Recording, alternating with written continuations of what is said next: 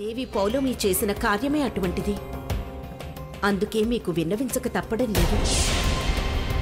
వీరు వ్యక్తిగత ద్వేషం కారణంగా వర్షాన్ని కురిపింపచేసే అధికారాన్ని దుర్వినియోగం చేశారు.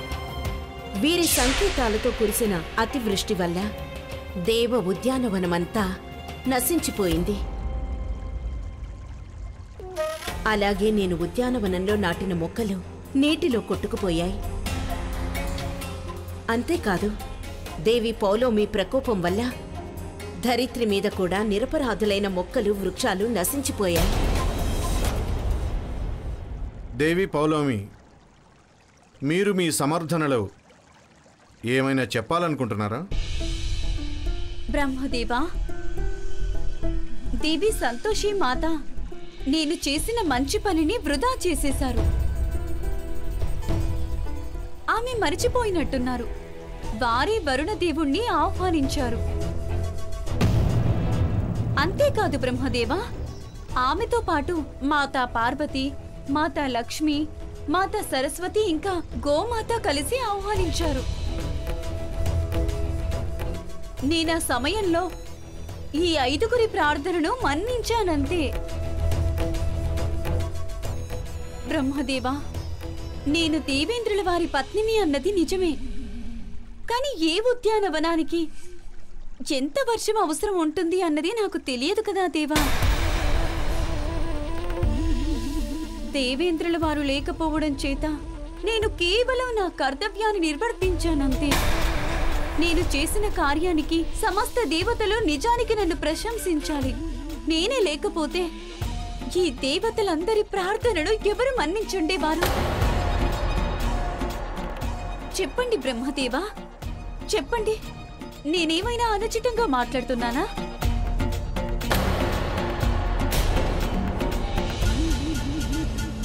ఇవన్నీ పక్కన పెడితే నా బాధ అంతా ఎందుకంటే బ్రహ్మదేవా, సంతోషానికి అధిదేవతగా చెప్పుకునే దేవి సంతోషి మాత మనసులో కొంచెం కూడా సంతోషం లేదు. ఏమాత్రం సంతోషం లేదు కనుకనే ఆమె కొంచెమైనా ఆకలేకపోయారు. ఆమెకు దేవరాజు ఇంద్రుల మీద కూడా నమ్మకం లేదు. అందుకే బ్రహ్మదేవా, ఆమె ఈ త్రిదేవతల సహాయాన్ని అర్థించారు. దేవి పౌలోమి మాటల వల్ల సుస్పష్టమవుతోంది, జరిగినదంతా కూడా కేవలం ఒక తప్పిదమనే అలాని స్వయంగా దేవి పౌలోమి అంగీకరిస్తున్నారు. అందుకే ఈ సభలో మేం ప్రకటించేదేమిటంటే, దేవి సంతోషి మళ్లీ దేవ ఉద్యానవనంలో మొక్కలను నాటవలసి ఉంటుంది.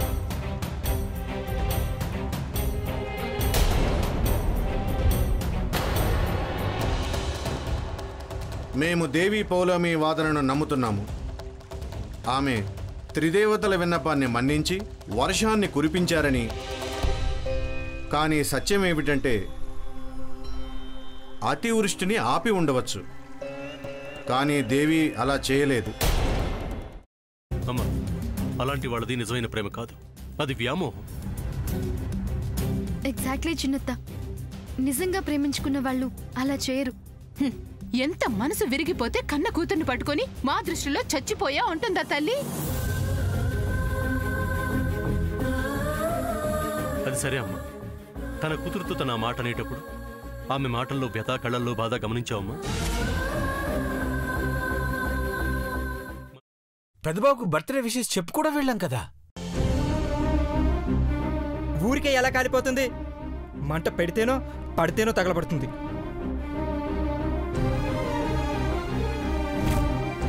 కరెక్ట్ చిన్నబాబు, నీకొచ్చినట్టే నాకు డౌట్ వచ్చింది. పార్వతే షర్టును తగలబెట్టిందనుకుంటా.